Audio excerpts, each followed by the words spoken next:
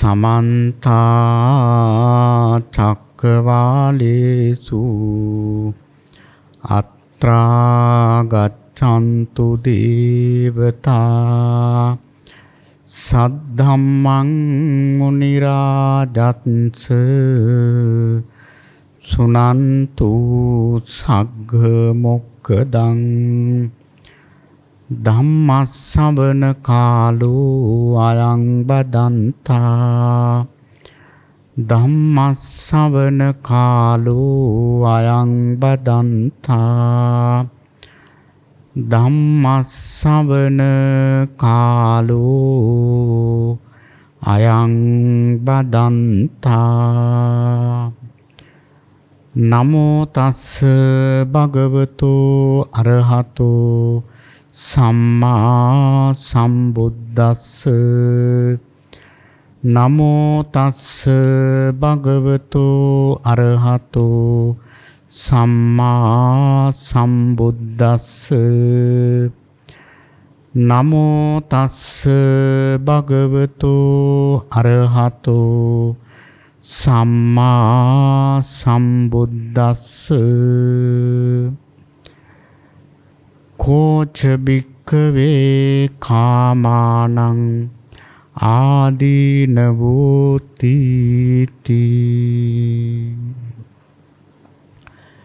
සද්ධාවන්ත කාරුණික පින්නතුනි සෑම දිනම සූදානම් වන්නේ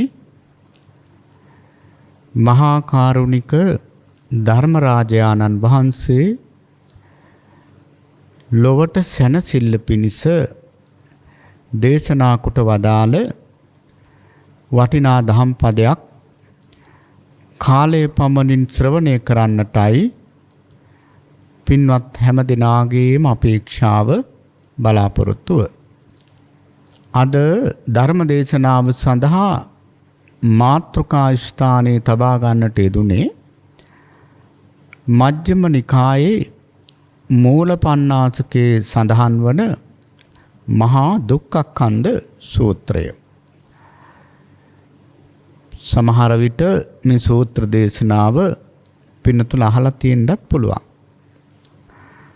මහා දුක්ඛඛන්ධ කියනකොට පින්නතුන්ලාගේ සිතට දැනෙන්නේ මහා දුක් ගොඩක් කියන එක.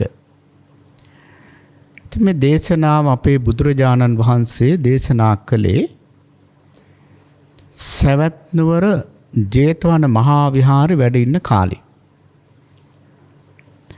භික්ෂුන් වහන්සේලා පිරිසක් පිණ්ඩපාතේ වැඩියා. උන්වහන්සේලා හිතුවට වඩා ඉක්මනට පිණ්ඩපාතේ ලැබුණා. පිණ්ඩපාතේ ලබාගෙන නැවත දෙවුරම් විහාරයට වඩින ගමන් අතරමඟ තිබුණා පරිබ්‍රාජක අසපුවක්. කියන්නේ වෙනත් මතයක් දරපු ශ්‍රමණ කොට්ටාසයක් ත්‍රිවිධක පිරිසක් හිටපු තැනක්. මේ භික්ෂුන් වහන්සේලාට හිතුණා දානේ වළඳන්නත් ටිකක් වෙලාව තියෙනවනේ. ඒ නිසා මේ ස්වාමීන් වහන්සේලා මේ ආරාමයට ටිකක් ගොඩ වුණා. මේ ආරාමයට ගොඩ වුණාම මේ අසපුවේ හිටපු මේ ආරාමයේ හිටපු තීර්ථකයෝ ගොඩාක් සතුටු වුණා. සතුටු වුණේ පින්නතුනි සද්භාවයෙන්ම නන් නෙවෙයි. සතුටු වුණේ ඒ වෙනකොට සවැත් නුවර හිටියා ජනතාව ලක්ෂ 700ක්. ලක්ෂ 700ක් ජනතාව හිටියා. මේ ලක්ෂ 700න් ලක්ෂ 500ක්ම මාර්ගඵලලාභී. කෝටි 7ක් ජනතාව හිටියා. කෝටි 7න් කෝටි 5ක්ම මාර්ගඵලලාභී. ඉතින් අපිට හිතා ගන්නවත් බෑ නේද? ලක්ෂ 500ක් ගිහියෝ මාර්ගඵලලාභීන් කිව්වහම කොහොම තියෙන්නේ නැද්ද සවැත් නුවර? ඉතින් පින්නතුනි අන්න ඒ නිසාම තමයි මේ තීර්ථකයෝ බුදුරජාණන් වහන්සේගේ ශිෂ්‍යයන් ශ්‍රාවකයන් සමග හොඳට සතුටින් කතා කළේ. මෙච්චර ශ්‍රාවක පිරිසක් සිටින බුදුරජාණන් වහන්සේගේ ප්‍රධානම ශිෂ්‍ය පිරිස නේද මේ අසපුවට ආවේ කියලයි පිළිසඳරේ යෙදුනේ. ඉතින් මෙහෙම කතා කර කර ඉන්නකොට මේ ප්‍රධාන පිරිවැජියා සමග අනිත් අය කියනවා ශ්‍රමණ බවත් ගෞතමයන් වහන්සේ නිතරම කියන දෙයක් තමයි දැන් උන්වහන්සේ වැඩිපුරම කරන්නේ බණ කියන එක. අපිත් එහෙමයි. අපිත් ඉතින් නිරතුරුවම බණ කියනවා අපේ ශ්‍රාවකයන්ට. ශ්‍රමණ බවත් ගෞතමයන් වහන්සේ නිතරම කියන දෙයක් තමයි නිරාගය අවබෝධ කරන විදිහට දකින්න කියලා. ඉතින් අපි කියන්නේ ඒ ටිකමයි. අපි කියන්නේ මේ කාමය අවබෝධ කළ යුතුයි කියලා.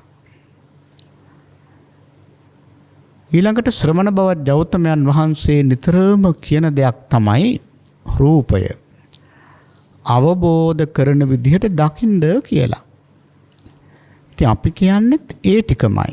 අපි කියන්නේ රූපය අවබෝධ කළ යුතුයි කියලා. ශ්‍රමණ බවත් ගෞතමයන් වහන්සේ නිරතුරුවම කියන දෙයක් තමයි මේ වේදනාව අවබෝධ කරන විදිහට දකින්න කියලා. ඉතින් අපි කියන්නේත් ඒ ටිකමයි. අපි කියන්නේත් වේදනාව අවබෝධ කළ යුතුයි කියලා. ඉතින් එහෙමනම් අපි දෙපක්ෂයේම එකයිනේ කිව්වා. අපි දෙපක්ෂයේ වෙනසක් නෑ. අපි දෙගොල්ලොම බණ කියනවා. දෙගොල්ලොම කියන්නේ කාම රූප වේදනාවන් අවබෝධ කරන විදිහට දකින්න කියලා. එහෙනම් ඉතින් අපේ තියෙන වෙනස මොකද්ද? මේ නොනැති භික්ෂුන් වහන්සේලා මේකට පිළිතුරු දෙන්නද ගියේ නෑ. හැබැයි මේක පිළිගත්තෙත් නෑ, ප්‍රතික්ෂේප කරෙත් නෑ. පිළිගන්නෙත් නැතුව ප්‍රතික්ෂේප කරන්නෙත් නැතුව දෙව්රම් විහාරයට වැඩම කළා. දාන එහෙම වළඳලා බුදුරජාණන් වහන්සේට මතක් කරනවා ස්වාමීනි අපි අද පින්නපාතේ වැඩියාම දානේ අපි හිතුවට වඩා ඉක්මනට ලැබුණා. නැවත පින්නපාතේ කරගෙන එනකොට මේ අර මග තියෙන පරිබ්‍රාජක අසපුවට ගොඩ වුණා. ඒ ඇත්තෝ කියනවා බුදුරජාණන් වහන්සේ කාමය රූපය වේදනාව අවබෝධ කරන විදිහට දකින්න කියලා කියනවා. ඒ ඇත්තොත් ඒ ටිකමලු කියන්නේ. ඉතින් බුදුරජාණන් වහන්සේ වදාලා ඒ ඇත්තෝ ඒ ටිකම කියනවා නම් ඉතින් හොඳයි. හැබැයි මේ කාමය රූපය වේදනාව පිළිබඳව අවබෝධ කරන විදිහට දකින්න කියලා කියන්නේ ලෞතර බුදුරජාණන් වහන්සේ. මේවා පිළිබඳව දන්නේ උන්වහන්සේගේ ශ්‍රාවකයෝ. මේ ශාසනයෙන් එපිට කෙනෙකුට මේවා තේරෙන්නේ නැහැ. හොඳයි ඒගොල්ලෝ එහෙම ප්‍රකාශයක් කරනවා නම් ඒගොල්ලොන්ගෙන් නැවත පෙරලා ප්‍රශ්නයක් අහන්න ඕන. මොකක්ද අහන්න ඕන? හොඳයි ඕගොල්ලෝ කියනවානේ කාමය අවබෝධ කරන විදිහට දකින්න කියලා. එහෙමනම් කාමයේ තියෙන ආස්වාදය මොකද්ද කියලා අහන්න කියනවා. දැන් මේකේ ආස්වාදයක් තියෙනවනේ. ආස්වාදයක් නැත්තම් මේ සත්වෝ මෙච්චර මේකේ පස්සේ යන්නෙත් නැහනේ. එහෙනම් මේකේ ආස්වාදය මොකද්ද කියලා දැනගන්න කියනවා. ඊළඟට මේ කාමයේ ආදීනව මොකද්ද කියලා එයාගෙන් අහන්න කියනවා. කාමයේ නිස්සරණය මොකද්ද කියලා අහන්න කියනවා. ඊළඟට ඔය විදිහටම රූපේ ආස්වාදය ආදීනවය නිස්සරණය අහන්න කියනවා. ඊළඟට පින්නතුනි වේදනාවේ ආස්වාදය ආදීනවය නිස්සරණය අහන්න කියනවා. එහෙමනම් අද මේ ධර්ම දේශනාව තුළින් අපි පින්නතුන්ලාට කියලා දෙන්නේ කාම රූප වේදනාවන්ගේ ආස්වාද ආදීනව නිස්සරණ කියන මේ කාරණා තුන. එහෙනම් මේ දේශනාව හොඳට ඔළුවට ගන්නට ධර්ම දේශනාවට ප්‍රවේශයක් හැටියට අපි මුලින්ම හිතන්න ඕන කාමය කියන්නේ මොකක්ද කියලා. කාමය කියලා කියන්නේ ඉතින් පින්නතුනි සංකල්පයක්නේ. සංකප්ප රාගෝ පුරිසස්ස කාමෝ. කාමය කියලා කියන්නේ සංකල්පයක්. හැබැයි දැන් කාටත් තේරුම් ගන්න දැන් මේ දේශනාවේ හැටියට අපි හිතමුකෝ කාමය කියන්නේ කැමැත්ත. එතකොට දැන් පින්නතුලා හිතේ තියාගන්න කාමය කියන්නේ මොකද්ද? කැමැත්ත. එහෙමනම් මේ කාමයේ තියෙන ආස්වාදය මොකද්ද? ආස්වාදයේ තමයි ඇහෙන් දැකිය යුතු. කැමැත්ත ඇති වෙන. ප්‍රිය උපදවන. කෙලෙස් හටගන්න. යම් කිසි රූපයක් තියෙනවා නම් ඒක කාමයේ ආස්වාදය. ඒ කියන්නේ අපේ ඇහෙන් දකින අපි කැමතිම රූප දකිනවා නම් ඒක තමයි ආස්වාදය. ඊළඟට කනෙන් ඇසිය යුතු කැමැත්ත ඇති වෙන ප්‍රිය උපදවන කෙලෙස් හටගන්න යම් කිසි ශබ්දයක් තියෙනවා නම් ඒක කාමයේ ආස්වාදය. අපි කනෙන් අහන කැමතිම ශබ්ද ඕක තමයි ආස්වාදය. ඊළඟට නාසයෙන් විඳිය යුතු කැමැත්ත ඇති වෙන ප්‍රිය උපදවන කෙලෙස් හටගන්න යම් කිසි සුවඳක් තියෙනවා නම් මේක තමයි කාමයේ ආස්වාදය. ඊළඟට පින්නතුනි දිවෙන් විඳිය යුතු කැමැත්ත ඇති වෙන ප්‍රිය උපදවන කෙලෙස් හටගන්න යම් කිසි රසයක් තියෙනවා නම් ඒක තමයි කාමයේ ආස්වාදය. ඊළඟට කයෙන් විඳිය යුතු කැමැත්ත ඇති වෙන ප්‍රිය උපදවන කෙලෙස් හටගන්න යම් කිසි පහසක් තියෙනවා නම් ඒක තමයි කාමයේ ආස්වාදය. ඊළඟට ඉතින් සිතින් විඳින අපි කැමති අරමුණු වල උනත් කාම ආස්වාදයේ තියෙනවා. එහෙනම් මේ පිළිබඳව වැඩි කියන්න දෙයක් නැහැ. හැමෝටම තේරෙනවා මේ පංච ඉන්ද්‍රියයන්ගෙන් ගන්න අපි කැමති රූප, ශබ්ද, ගන්ධ, රස, ස්පර්ශ කියන මෙන්න මේවා තමයි කාමයන්ගේ තියෙන ආස්වාදය. කැමැති පැත්ත, ඉෂ්ට පැත්ත. පින්නතුනේ මේ කාමයන්ගේ ආස්වාදයක් තියෙනවා. ආස්වාදයක් නැත්නම් අපි මුලින් කිව්වා මනුස්සයන්, සත්වයන් මේ කාමයන්ගේ පස්සේ මෙච්චර යන්නේ නැහැ. මේක ආස්වාදයක් තියෙනවා. මේ ධර්මයේ තියෙන විශේෂත්වය තමයි ආස්වාදයක් තියෙනවා තමයි ඒවා කතා කරන්න හොඳ නැහැ. ඒක ගැළපෙන්නේ ආස්වාද පැත්ත කතා කරන්න එපා කියලා එහෙම තහංචියක් දාන්නේ නැහැ. ඉතින් මේ ධර්මයේ අවබෝධයක් කරා යන කෙනෙකුට උන්වහන්සේ ආස්වාදයක් පෙන්වනවා. මෙන්න මේකයි ආස්වාදය. ඇති දෙයක් නෑ බලපුවාම. මේ අස කන නාසය දිව කය කියන මේ පංච ඉන්ද්‍රයන්ට ගෝචර වන රූප, ශබ්ද, ගන්ධ, රස, ස්පර්ශ කියන මෙන්න මේ ටිකයි ආස්වාදේ. එහෙනම් දැන් කාටත් තේරෙනවා කාමයන්ගේ ආස්වාදේ මොකද්ද කියලා. ඊළඟට පින්නතුනේ අපි ටිකක් වැඩියෙන් කතා කරන්න ඕන දේ තමයි කාමයන්ගේ ආදීනව. හැබැයි හොඳට මතක තියාගන්න ආස්වාදය අබෑටයක් නම් ආදීනවේ මහා මෙර පර්වතයක් තරම් විශාලයි. ඒක මම මේ අතන්ට තේරෙන විදිහට බොහොම සරලව කියන්නම්. ආදීනව පැත්ත පින්නතුනේ අපට එක එක අංශයන්කින් ගන්න පුළුවන්. දැන් බලන්න අපි සාමාන්‍ය මව් කුසක පිළිසිඳ ගත්තට පස්සේ ඉපදිලා ඒ අම්මා තාත්තගේ පිහිටෙන් ඔන්න අපි යාන්තම් බහ තේරෙන වයසට එනවා කියමුකෝ. අපි එතන ඉඳලා ගමු. ඒතර කාටත් මේක වටහා ගන්න ලේසියි. එතකොට බලන්න එතන ඉඳලා අපි ලදරු පාසල් යනවා. ඉස්කෝලේ යනවා. ඒවා පින්නතුනි දැන් ඉගෙන ගත්ත අය හැමෝම බොහෝ දුරට අපි හැමෝම ඉගෙන ගත්තා. අපි හැමෝම විභාග ලිව්වා. ඉතින් මේ අධ්‍යාපනයේ නියලිච්ච කාලේ මතක් වෙනකොට සමහර වෙලාවට බයත් හිතෙනවා. දැන් බලන්න පින්නතුනි අද මේ අධ්‍යාපන රටාවත් එක්ක මේ කුඩා දරුවෝ මොන තරම් අධ්‍යාපනයේ වෙනුවෙන් නැහිනවද? සමහර වෙලාවට මම දැකලා තියෙනවා සමහර දරුවෝ උදේ 5 මාරට 6ට විතර අඳින පාසල් ඇඳුම ගලවන්නේ පින්නතුනි රෑ 9ට විතර. ඒ තරම් පන්ති පුදුම පන්ති ගොඩක්. ඒක දුකක් නෙවෙයිද? දුකක්. මම මේකෙන් අදහස් කරන්නේ ඉගෙන ගන්න එපා කියලා එහෙම නෙවෙයි.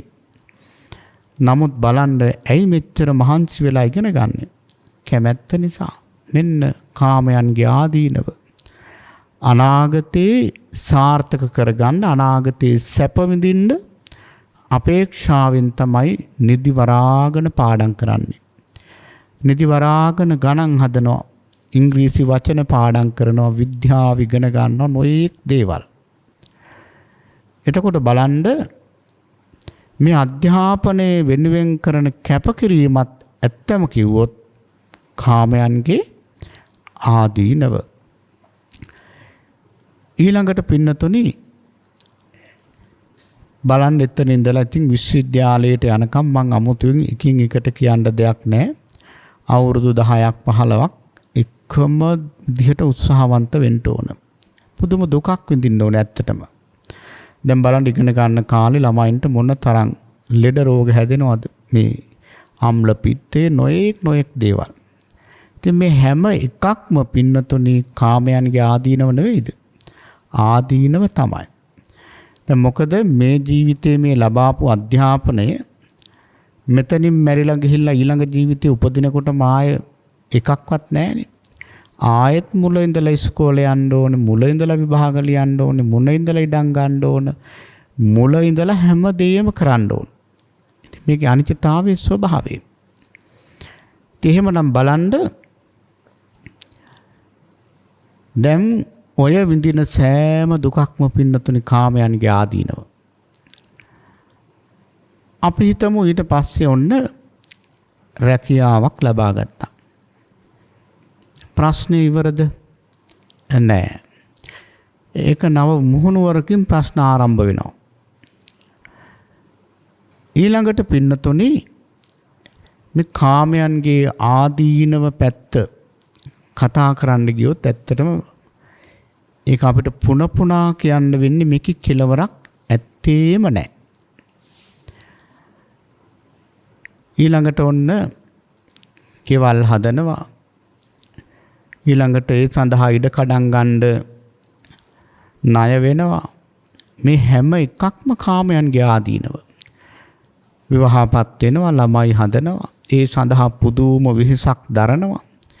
මේ ඔක්කොම පින්නතුනි කාමයන්ගේ ආදීනව. ඊළඟට බලන්න අද ලෝකේ යුද්ධ තියෙනවා. රටවල් ගහ ගන්නවා. ඒ අය කියන්නේ අපි මේ සාමය වෙනුවෙන් තමයි යුද්ධ කරන්න කියලා. සාමය නෙවෙයි එතන තියෙන කාමය. ඊළඟට බලන්න අපි නොයේක් බලාපොරොත්තු ඇතිව නොයේක් දේවල් කරනවානේ. ගොවිතැන් කරනවා, තව ව්‍යාපාර කරනවා, නොයේක් දේවල් කරනවා මේ කාමය වෙනුවෙන් කැමැත්ත නිසා. දැන් බලන්න මේ වගේ ආදීනව පැත්ත ගත්තොත් අපි කරන සෑම කටයුත්තක්ම හිතන විදිහටම හරියන්නේ නැහැ නේද? ඒවා මග වැටෙන අවස්ථා ඕන තරම් තියෙනවා. අපි ගොවිතැනක් ගත්තොත් සමහර ගොවීන් පින්නතුනි ඔය රජරට පැත්තේ අවකාශයේ කුඹුරු කොටනවා. නැත්තම් හේන් සුද්ධ කරනවා. පොළව බිඳලා වටේටම ණය වෙලා ඔන්න පොහොර ටික බීජ ටික අරගෙන පැල හදනවා. හොඳට පැලේ හැදීගෙන එනකොට ඔන්න නියඟයක් අල්ලනවා. අර පැල ටික ඔක්කොම වගාව ඉවරයි. ඉතින් ගොවියට කරන්න දෙයක් නැහැ. ඔක්කොම ඉවරයි. ගොවියා වසබනවා. මෙන්න කාමයන්ගේ ආදීනව. ඊළඟට බලන්න පින්නතුනි මේ කාමයන්ගේ තියෙන භයානකකම මම එක එක අංශ පෙන්නන්නේ.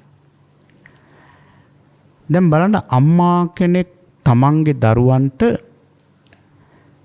දක්වන ඒ සෙනෙහස මේ ලෝකයේ තියෙන ලොකුම සෙනෙහවන්තකම. අම්මා කෙනෙක් දරුවන්ට පුදුම ආදරයක් නේ තියෙන්නේ. මේ සෙනෙහවන්තකමත් නැති වෙලා යනවනේ පින්නතුනේ මේ කාමයේ නිසා. බලන්න සමහර අම්මලා තමන්ගේ දරුවෝ දාලා යන්නේ නැද්ද මේ කාමයේ නිසා? යනවා.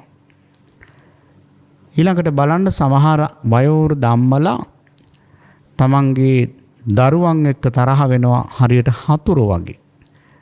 කාමයේ නිසා. සමහර අම්මලා අපට ඇවිල්ලා කියනවා ස්වාමීන් වහන්සේ මේ මගේ අහවල් පුතා මම මැරුණයි කියලා හිතාගෙන ඉන්නේ. මොකද හිතන්න එපා ස්වාමීන් වහන්සේ මට ඒ තරම් එපා වෙලා තියෙන ওই දරුවා. මං දරුවෙක් කියන්නවත් කැමති නැහැ. ඉතින් චුට්ටක් වෙලා අපි කතාව අහගෙන ඉන්නකොට එක්ක ඉඩමක්, එක්ක සල්ලි, එක්ක ගෙයක් වගේ දෙයක්. එතකොට බලන්න මෙච්චර මේ ඇට මිදුළු දක්වා කැවී ගිය මව් සෙනෙහස පවා නැති වෙනවා මේ කාමයේ නිසා. මේ කාමයන්ගේ ආදීනව. ඊළඟට පින්නතුනි මේක කියන්න ගියොත් ඉතින් කෙලවරක්ම නැහැ. ඉතින් එළි වෙනකන් වුණත් මේ ආදීනව පැත්ත කියන්න පුළුවන්. දැන් ඔය මෙලොව වශයෙන් තියෙන ආදීනව ටිකක් අපි කිව්වේ. පරලොව වශයෙන් ගත්තොත් මේ කාමයේ නිසා කොච්චර ආදීනවයක් තියෙනවද? අර ආදිත්‍ය පරියාය සූත්‍රයේ සඳහන් වන්නේ අපි ඇහෙන් රූපයක් දැකලා ඒ රූපේ හා සම්බන්ධව හිත පවත්වමින් ආසාවෙන් ඉන්න වෙලාවක මරණය සිද්ධ වුණොත් කෙලින්ම නිරේ. නැත්තම් තිරිසන් අපායේ. ඉතින් බලන්න මේ කාමයෙන් අපට යහපතක් නම් වෙන්නේ නැහැ මේකේ ආදීනව පැත්ත බැලුවොත්. දැන් බලන්න පින්නතුනි අජාසත් රජුරු අජාසත් මහරජතුමා තමන්ගේ තාත්තා මැරුවනේ කාමයේ වෙනුවෙන් කැමැත්ත නිසානේ මැරුවේ. මේ ලැබෙන්න තිබිච්ච රජකමක් පිළිබඳව හදිස්සි වෙලා කාමයේ ඇති වෙලා සෝතාපන්න වෙච්ච තාත්තා මැරුවා. හැබැයි පසු කාලයේ මේ මහරජුරවන්ට මහා කල්යාණ මිත්‍ර ඇසුර ලැබුණා බුදුරජාණන් වහන්සේගේ. හැබැයි ඉතින් එතකොට කෝච්චිය ගිහිලා ඉවරයි. නමුත් මෙතුමා බොහෝම සද්ධාවන්තයෙක්. දැන් බුදුරජාණන් වහන්සේ පිරිනුවන් පෑවට පස්සේ පළවෙනි සංගායනාව පවා පැවැත්වුවේ මෙතුමාගේ මූලික දායකත්වයෙන්. ඉතින් අජාසත් මහරජුරු පුදුම විදිහට පින්නතුනි හරීම කැමැත්තෙන් බණ අහන්න එනවා. බණ අහනවා. බණ අහනකොට අත් දෙක නළලේ තියාගෙන සද්ධාවෙන් බණ අහනවා. ඉතින් මේ සදහැවත්කම නිසාම බුදුරජාණන් වහන්සේ තානාන්තරයක් දුන්නා. මගේ පුහුදුන් ශ්‍රාවකයන් අතුරෙන් සද්ධාව වැඩිම කෙනා තමයි මේ අජාත සත්තු මේ අජාසත්. දවසක් මේ අජාසත් රජුරු බුදුරජාණන් වහන්සේගෙන් බණ අහනවා. එදා තථාගතයන් වහන්සේ වදාළේ සාමාන්‍ය ඵල සූත්‍රය. සමන ඵල පිළිබඳව විස්තරයක්. රජුරු අත් දෙක නල්ලේ තියාගෙන බණ අහනවා.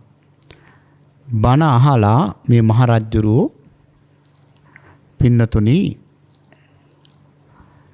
හිස්සති නැගිටලා යනවා. ඒ කියන්නේ මාර්ගඵලයක්වත් නැහැ.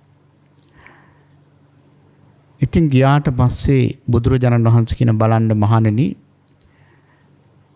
මේ රජුරු අද තාත්තා මරලා ආනන්තරීය පාප කර්මය කරගෙන හිටියේ නැත්තම් අද මේ දේශනාව කෙලවර වෙනකොට මෙතුමා මගඵල නිවන් අවබෝධ කරනවා.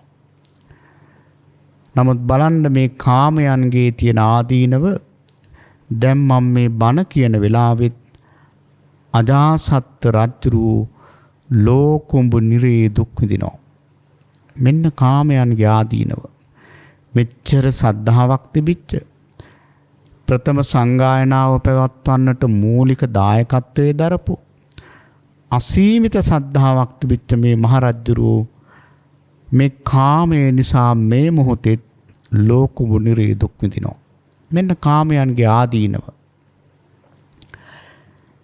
ඊළඟට පින්නතුනි අපි දේවදත්ත ස්වාමීන් වහන්සේ ගත්තොත් ඒත් බලන්නකෝ. දේවදත්ත ස්වාමීන් වහන්සේ අද වුණත් සාමාන්‍යයෙන් කෙනෙක් වැරදි කරනවා නම් අපි කියන්නේ මහා දේවදත්තයා කියලානේ. හැබැයි දේවදත්ත හාමුදුරුවෝ ඇත්තටම පින්නතුනි මුල් කාලේ හොඳට ප්‍රතිපත්ති පිරුවා. සිල් ගුණ පිරුවා. හොඳට ප්‍රතිපත්ති පිරුවේ නැත්තම් කොහොමද පංච අභිඥා අට සමාපatti පුදවන්නේ? දේවදත්ත හාමුදුරන්ට අභිඥා තිබුණා. උඩින් පවා යන්න පුළුවන්කම තිබුණා. එතකොට බලන්න දේවදත්ත හාමුදුරන්ට එච්චර දක්ෂතාවයක් තිබිලා පසු කාලයේ දේවදත්ත හාමුදුරන්ට බුද්ධත්වයේ පිළිබඳව කාමය ඇති වුණා. කෙනෙකුට බුදු වෙන්න හිතෙනවා නම් ඒක හොඳයි. හැබැයි ඒ බුද්ධත්වයට යන වැඩපිළිවෙලක් තියෙනවා. දස පාරමිතාවන්, උපපාරමිතාවන්, පරමත්ත පාරමිතාවන් පුරලා බොහෝම වීරියෙන් යා යුතු ගමනක්. එහෙම නෙවෙයි දේවදත්ත හාමුදුරන්ට හිතුනේ බුදුරජාණන් වහන්සේ විනාශ කළා එයා බුදු වෙනවා කියලා හිතුණා. බලන්න මෝහයේ හැටි. ඒ නිසාම බුදුරජාණන් වහන්සේ විනාශ කරන්න නොයේක් දේවල් කළා. අන්තිමට ගිජ්ජකූට පර්වතයට කිල්ලර ගල් පෙල්ලලා තථාගතයන් වහන්සේගේ දුෂ්ට සිතින් ලේසොලවලා පින්නතුනි ආනන්තරීය පාප කර්මයක් කරගත්තා. ඒ විතරක් නෙවෙයි සංඝයා ભેද කළා, සංඝයා දෙකට කඩලා සංඝ ભેදයක් කරගත්තා. මෙච්චර බුදුරජාණන් වහන්සේගේ එකම සමීප ඥාති යසෝදරාවගේ අයියා. ඒ වගේම ශාසනයේ පැවිදි වෙලා පංච අභිඥා උපදවපු ස්වාමීන් වහන්සේ. බලන්න කාමයේ තියෙන භයානකකම. දැන් මම මේ බණ කියන වෙලාවෙත් දේවදත්ත හාමුදුරුව අවීචි මහා නරකේ පැසවනවා. මෙන්න කාමයන්ගේ ආදීනව. ඉතින් පින්නතුනි එහෙමනම් දැන් පින්නතුන්ලට මේ කැමැත්තේ තියෙන ආදීනව, කාමයේ තියෙන ආදීනව පැහැදිලි. පින්නතුනි මේ කැමැත්ත කියලා කියන්නේ මේ ලෝකයේ තියෙන ලොකුම අර්බුදේ. අන්න ඒක හොඳට මතක තියාගන්න. එහෙමනම් මේ කාමයන්ගේ ආස්වාදයේ දැන් මතකයි, ආදීනවයත් මතකයි. නිස්සරණය මොකක්ද? නිස්සරණය කියන්නේ නිදහස් වීම. ඒ සැනසෙල්ල මොකක්ද? එහෙමනම් නිස්සරණයට ළඟා වෙන්න නම් කාමයට තියෙන කැමැත්ත අතහැරියා නම් ගැටලුව ඉවරයි. මේක වචන දෙකකින් කියලා දැම්මට අතහරින එක තමයි ලේසි නැත්තේ. ඒක අපි මේ ධර්ම දේශනාව අවසානයේ පින්නතුලට කරුණු ටිකක් පැහැදිලි කරන්නම්.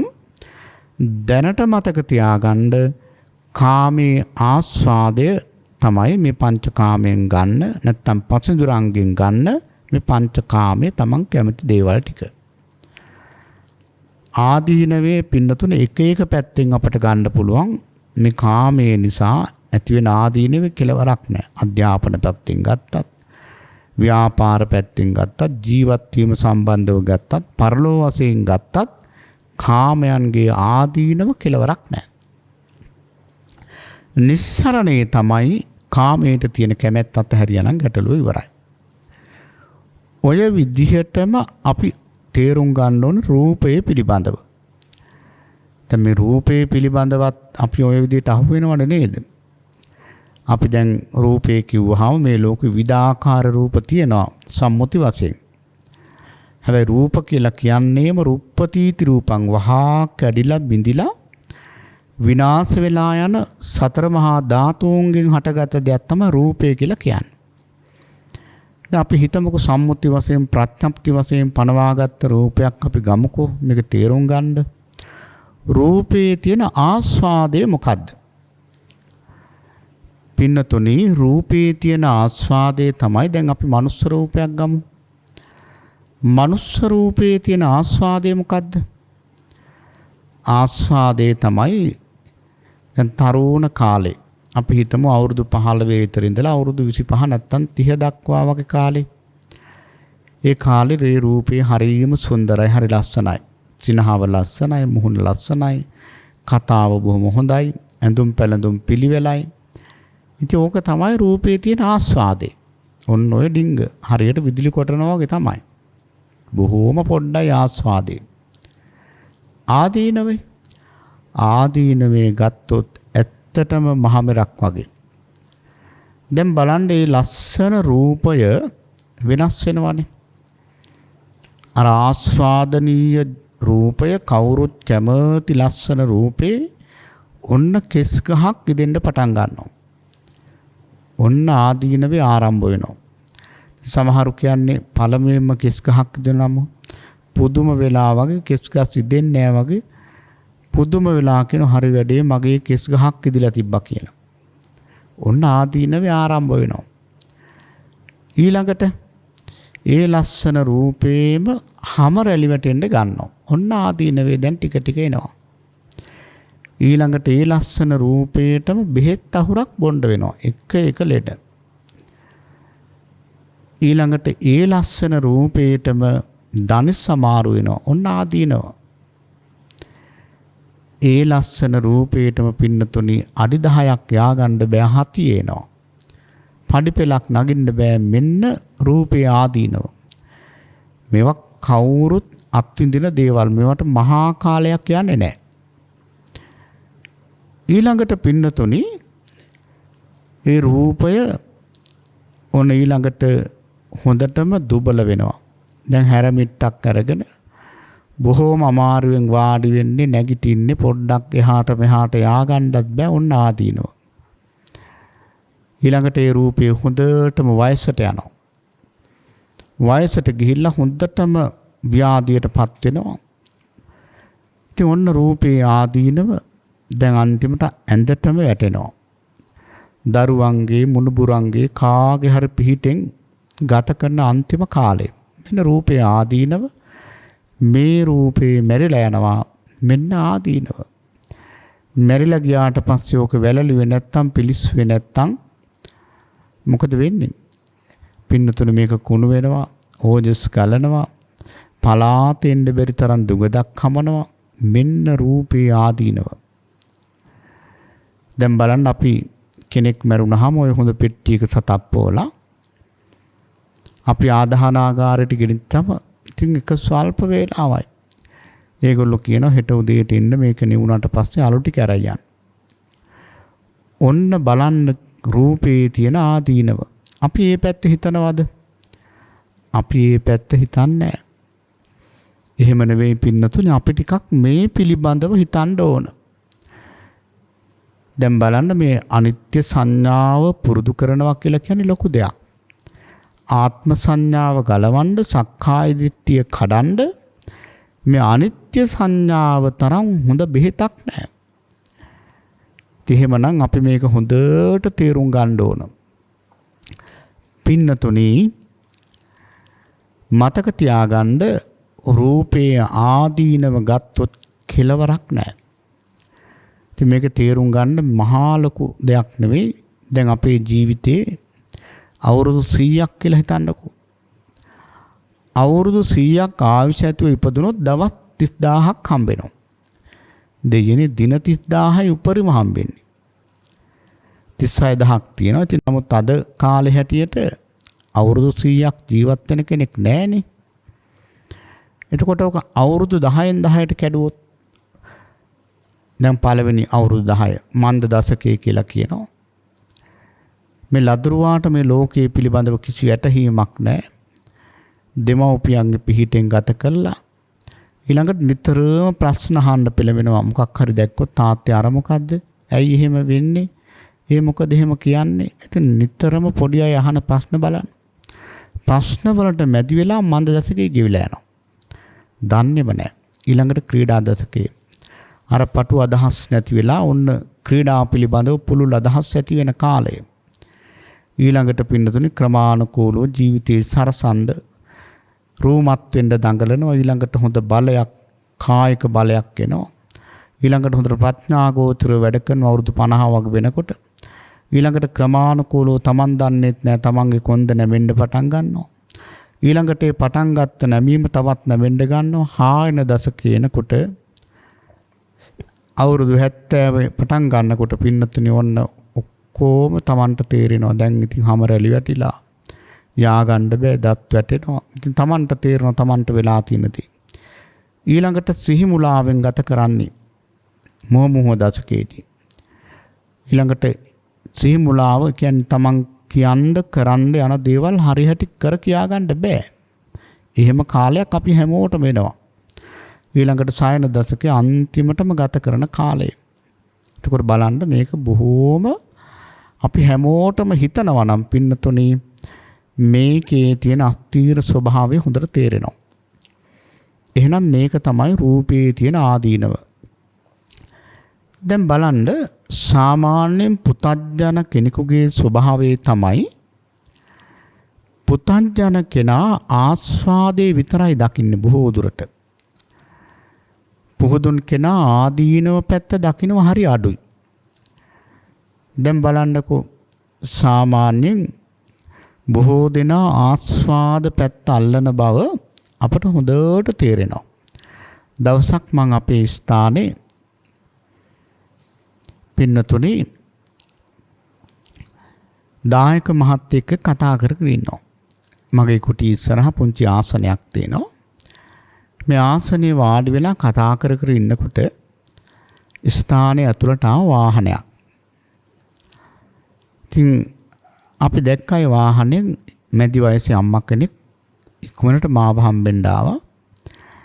ඇවිල්ලා කිව්වා ස්වාමීන් වහන්සේ මේ වාහනේ අපේ අම්මා ඉන්නවා.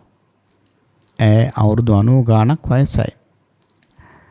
ඉතින් අම්මට කිසි අසනීපයක් තිබුණේ නැහැ. අපි මේ පහුගිය දවස්වල අම්මා අසනීප වුණා. දැන් මේ ස්පිරිතාල ඉඳලා එක්කන් එන ගමන් ඉතින් අම්මගේ මුළු ඇඟේම පිළිකාවක්. දැන් වයසත් එක්ක ප්‍රතිකාර කරන්නත් බෑ. ඉතින් ගෙදර එක්කන් යන්න කිව්වා. අම්මගේ ජීවිතේ හෙටද අනිද්දාද දන්නේ නැහැ. ඉතින් අපි එක්කන් ආවේ ස්වාමීන් වහන්සේට පිරිකරක් පූජා කරවලා යන්න. ඉතින් එහෙම වුණොත් ඒක අම්මට ලොකු දෙයක් නේ කියලා කිව්වා. ඉතින් දැන් මම දැනුවත් වුණා. ඉතින් අර වයෝවෘද්ධ අම්මා වෙක් කරගෙන ආවා. දැන් දරුවෝ ටික ඔක්කොම ඉන්නවා. පිරිකර අත ගස්සව මේ අම්මගේ අතින් පූජා කරනවා. මම දැක්කා මේ අම්මා බොහෝම සතුටෙන් hina වෙවි වගේ අර පිරිකර පූජා කළා. දැන් මේ අම්මා දන්නේ යාට එහෙම ලඩක් තියෙනවා කියලා. ඉතින් මේ අම්මා බොහොම සිරියාවන්ත අම්මා කෙනෙක්. එහෙම ආච්චිලා ඉන්නවනේ. දැන් සමහර කොච්චර වයසට ගියත් 아무තු සිරියාවක් තියෙන අම්මලා ඉන්නවා. උපදි සම්පත්තිය. ඒ වගේ අම්මා කෙනෙක්. ඉතින් මේ අම්මට මම ආශිර්වාද කළා. මෙයාත් එයා කරපු පින්කම් කීපෙකුත් මට කිව්වා. ඒවත් මම අහගෙන හිටියා. ඉතින් මේ අම්මා යන්න ගියා. ඒ දරුවෝ එක් කරගෙන ගියා. ඉතින් එක් කරගෙන ගියාට පස්සේ අර මන් ළඟ හිටපු මහත්තයා මට කියනවා ස්වාමීන් වහන්සේ ඒ අම්මා හරි පින්වන්තයි නේද කියලා. මම මේක මීට කලිනුත් කියලා තියෙනවා මේ කතාව. ඒ වෙලාවේ මං කෝ පින්වන්ත පාට පේන හොඳට කියලා. ටිකක් වෙලා ගියාට පස්සේ මේ මහත්තයා මට කියනවා ස්වාමීන් වහන්සේ අම්මා තරුණ කාලේ කොහොම ඉන්න ඇද්ද කියලා. දැන් බලන්න මේ කාමයේ තියෙන ස්වභාවය. දැන් අර අම්මට පිළිකාවක් ඇදිලා. හැම ඔක්කොම රැලි වැටිලා. ඒ වගේම පින්නතුනි දැන් හෙට මැරෙයිද කියලා කියන්න බෑ. නමුත් ඒකක්වත් හිතුන්නේ නැහැ. එතුමාට හිතුනේ මොකද්ද? එතුමාට හිතුනේ මේ අම්මා මේ විදිහට දැන් ඉන්නවා නම් ලස්සනට තරුණ කාලේ කොහොම ඉන්නේද කියලා. බලන්න අපේ අයට ආස්වාදේ ඕන නම් අතීතයට ගිහිල්ලා හරි ආස්වාදේ ගන්නවා. ඔය විදිහට ආදීනවේ ගැන හිතනවද? නෑනේ. දැන් සාමාන්‍ය හොඳ ලස්සනට ඉන්න තරුණ තරුණියන් දැකලා හිතනවද කියන්න ඕනේ අපි හිතමු කියනවා නම් හිතර දෙනවා කියලා. හිතෙනවද අපට අනේ දැන් මෙහි බොහෝම ලස්සනට හිටියට තව අවුරුදු 20කින් 30කින් මේ ආච්චිලා සියලානේ කියලා හිතෙනවද? හිතෙන්නේ නැහැ. දැන් බලන්න අපි වුණත් කියනවානේ සාමාන්‍ය හොඳට වයසට ගිහිල්ලා ටිකක් හොඳට පෙනුමට ශක්තියට ඉන්න අයට අපි කියනවානේ මේගොල්ලෝ දැන් මෙහෙමනම් තරුණ කාලේ කොහොම ඉන්න ඇද්ද කියලා. ඒ බලන්න අපි ආස්වාද පැත්තම තමයි කතා කරන්නේ. ඉතින් එහෙමනම් පින්නි පුතත්ජනයාගේ ස්වභාවය තමයි ආස්වාද පැත්ත අල්ලනවා ආදීනව පැත්ත අල්ලන්නේ. හැබැයි අවබෝධයක් කරා යන කෙනෙක් ආස්වාදයක් දැනගන්න ඕන විශේෂයෙන්ම ආදීනවේ ඊට වඩා හොඳින් දැනගන්නට ඕන. නිස්සරණේ තමයි රූපයට තියෙන කැමැත්ත අතහැරියානම් ගැටලුව ඉවරයි. ඊළඟට පින්නතොනි වේදනාව. වේදනාවේ තියෙන ආස්වාදයක් ආදීනවයක් තියෙනවා නිස්සරණයක් තියෙනවා.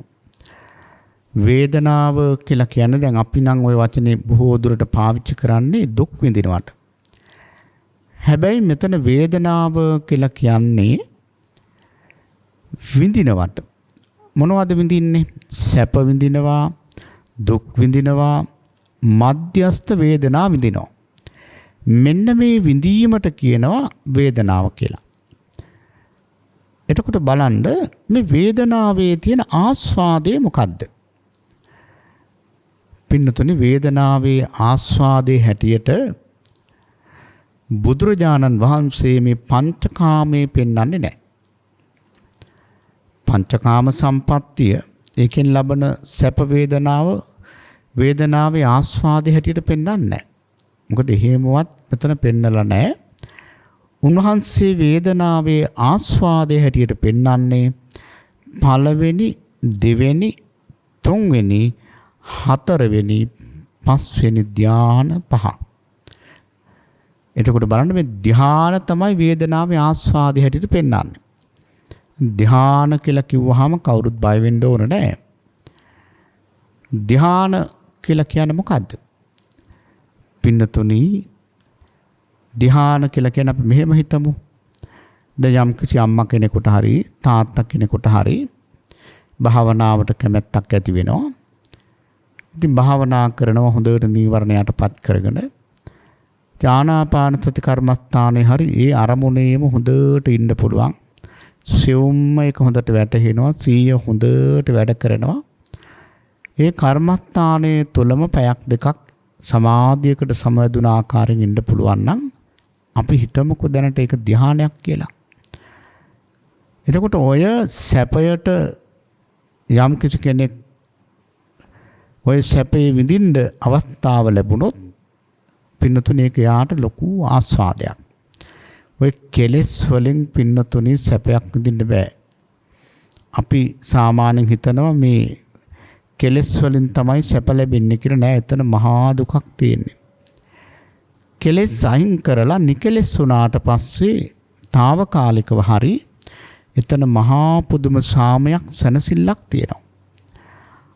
අන්න ඒ නිසා තමයි බුදුරජාණන් වහන්සේ වදාළේ කාමයන්ගේ ආස්වාදයේ තමයි වේදනාවේ ආස්වාදයේ තමයි මෙන්න මේ ධ්‍යාන සැපය. නැත්තම් නිරාමිස සමාධිය. ඕක තමයි වේදනාවේ ආස්වාදය. ආදීනවේ කියලා කියන්නේ ඒ වේදනාවත් හැමදාම තියන්නේ නැහැ නේද? එහෙමනම් ධ්‍යාන සැපේ හැමදාම තියෙනවා නම් අපිට ඉතින් නිවන් දකින්න ඕනත් නැහැ. ධ්‍යානයක් උපදව ගත්ත පැත්තකටලා හිටියා. නෑ, ඒකත් පිරිහෙනවා. එහෙමනම් පින්නතුනි ධ්‍යානයත් පිරිහෙනවා නම් ඒ පිරිහීම තමයි ආදීනවේ කියලා මෙතන කියන්නේ. නිස්සරණය මොකද්ද? නිස්සරණය තමයි මේ ධ්‍යානයට තියෙන කැමැත්ත අතහැරියා නම් ගැටලුව ඉවරයි. දැන් බලන්න මේ ධ්‍යානයකට බැඳිලා ධ්‍යානය තුලම හිටියොත් ඉතින් කල්ප ගණන් බ්‍රහ්ම ලෝකවල ඉන්න වෙනවා. එහෙම නෙවෙයි එතන හැමදාම ඉන්නත් බෑ. එතනින් නැවත අපායට වැටෙන්නත් පුළුවන්. ඉතින් එහෙමනම් ධානයට තියෙන කැමැත්තත් අතහැරියොත් ගැටලුව ඉවරයි. එහෙමනම් දැන් මේ දේශනාව තුළින් පින්නතුල්ලාට ඊටාම හොඳට පැහැදිලි වුණා අපට තියෙන ලොකුම ප්‍රශ්නය ලොකුම අර්බුදය තමයි මේ කැමැත්ත. හැබැයි සාමාන්‍යයෙන් පුතත්ජන කෙනා හරියම කැමතියි මේ කැමැත්ත කියන වචනයටත් කැමතියි. හැබැයි බුදුරජාණන් වහන්සේ දේශනා කරන්නේ මහණෙනි මේක තරම් අර්බුදකාරී වචනයක් දෙයක් ලෝකේ තවත් නැහැ. මට මතක් වෙනවා සරියුත් මහරහතන් වහන්සේ වදාළ ලස්සන උපමාවක්. සාරිපුත්‍ර මහරහතන් වහන්සේ වදාරනවා එක අවස්ථාවක එක සිටුවරයෙක් එක්ක තරහ වෙනවා සාමාන්‍ය දුප්පත් මිනිස්සෙක් කම්කරුවෙක්. මේ කම්කරුවා දැන් මේ තරහව බද්ධ වෛරයක් බවට පත් කරගෙන මෙයා හිතනවා මං කොහොම හරි ඔය සිටුවරයා මරනවා. හැබැයි එහෙම හිතුවට සිටුවරයා ළඟට කිට්ටු වෙන්නවත් බෑ. මෙයා මොකද කරන්නේ? සිටුවරයාගේ තියෙන ලොකු වත්තක්. මේ වත්තේ වැඩට යනවා. බොහෝම පිරිසුදු වැඩ කරනවා. හරිම දක්ෂයි වැඩට. නීට් එකට වැඩ කරනවා. දවසක් සිටුවරයා වත්තට එනකොට බොහෝම පිරිසුදුයි වත්ත. අහනවා කවුද මේ?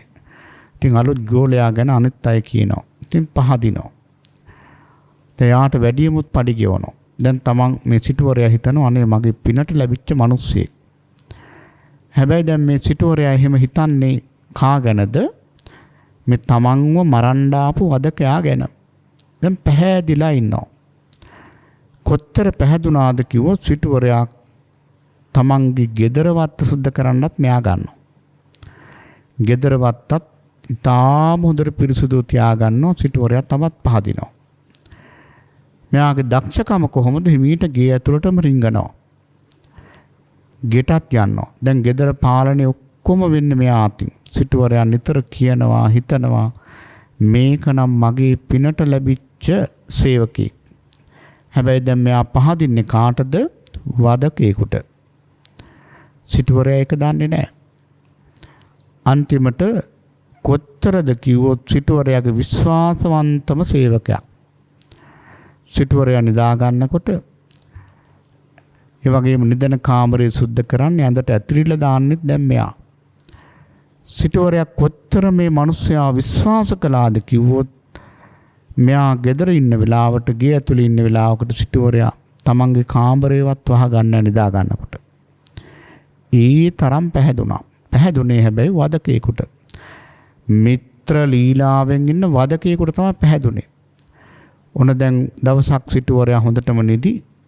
මේ මිනිස්සයා දැක්ක සිටුවරයා හොඳට නිදාගෙන ඉන්නවා. නිින්ද ගිහිල්ලා.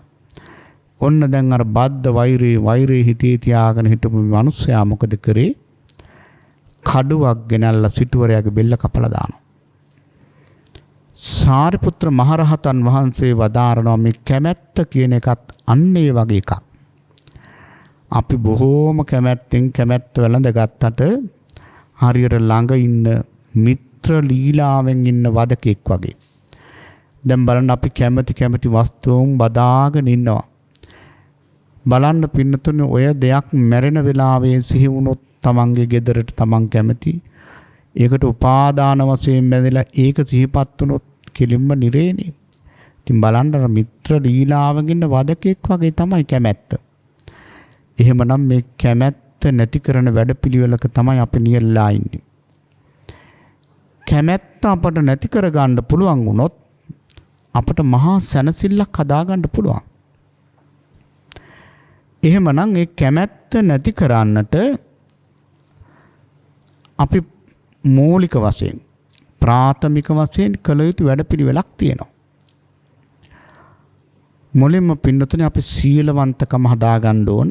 ඊට කලින් හොඳට ශ්‍රද්ධාව වැඩෙන විදිහට බණ අහන්න ඕන. සීලවන්තකම හදාගෙන මේ නීවරණ ටික ටිකක් යටපත් කරගන්න ඕන. නීවරණ යටපත් කරගෙන පින්නතුනි ඊළඟට අපි ටිකක් ඒ සඳහා භාවනා කරන්න ඕන. ඊළඟට මේ තිලක්ෂණ භාවනාව මේ ආයතන සම්බන්ධව අනිත්‍ය දුක්ඛ අනාත්ම කියන මේ තිලක්ෂණය හොඳට දකින්න ඕන. ඒ තුළින් තමයි අපිට ක්‍රමානුකූලව මේ ආශාව ගලවන්න පුළුවන්කම ලැබෙන්නේ. එහෙමනම් අපේ පින්වත් හැම කෙනෙක්ම මේ ධර්ම මාර්ගයේ හරියට යෙදුනොත් ඒකාන්තයෙන් අපට සැනසෙල්ල හදාගන්න පුළුවන්. ඉතින් මේ සඳහා අප්‍රමාදී වීම අත්‍යවශ්‍යයි. අපි හිතන්න ඕන මේක තමයි ලැබිච්ච අවසාන අවස්ථාව. අන්තිම බස් එක කියලා හිතන්න. මොකද මේ ලැබිච්ච අවස්ථාව සුළුපටු අවස්ථාවක් නෙවෙයි. ඒ නිසා අපේ පින්වත් හැම දෙනාටම මේ සසරින් එතර වන්නට මේ කාමයන්ගේ අපි ගොඩාක් දුරට අහු වෙන මේ කාමයන් පිළිබඳව මේ ආස්වාදයේ දැනගමු. ආදීනව අපි දැනගත්තා. නිස්සරණයත් අපි දැනගත්තා. ඒ විදිහටම රූපේ ආස්වාදයේ ආදීනව නිස්සරණ දැනගත්තා. වේදනාවේ ආස්වාද ආදීනව නිස්සරණ අපි ඒකාන්තයෙන් දැනගත්තා. ඉතින් එහෙමනම් පින්නතුනි යථාර්ථේ කරා යන්නට මේ ටික අපි හොඳට දැනගන්න ඕනේ. ආස්වාදය දැනගන්නත් ඕන, ආදීනවේ දැනගන්නත් ඕන, සදාතනික සැනසෙල්ල නිස්සරණය දැනගන්නත් ඕන. ඉතින් එහෙමනම් අපේ මේ පින්වත් හැම දිනාටම යන මේ ධර්ම ගමන සාර්ථක කරගන්නට මේ දේශනාවත් යම් තරමකින් හරි උපකාර වේවා කියලා අපි ප්‍රාර්ථනා කරනවා. ආකාසට්ඨා ච බුම්මට්ඨා දේවා නාග මහිද්దికා පුඤ්ඤන්තං අනුමෝදිත්වා චිරං රක්ඛන්තු ශාසනං චිරං රක්ඛන්තු දේශනං චිරං රක්ඛන්තු මං පරන්ති. රාගක්ඛයෝ නිබ්බානං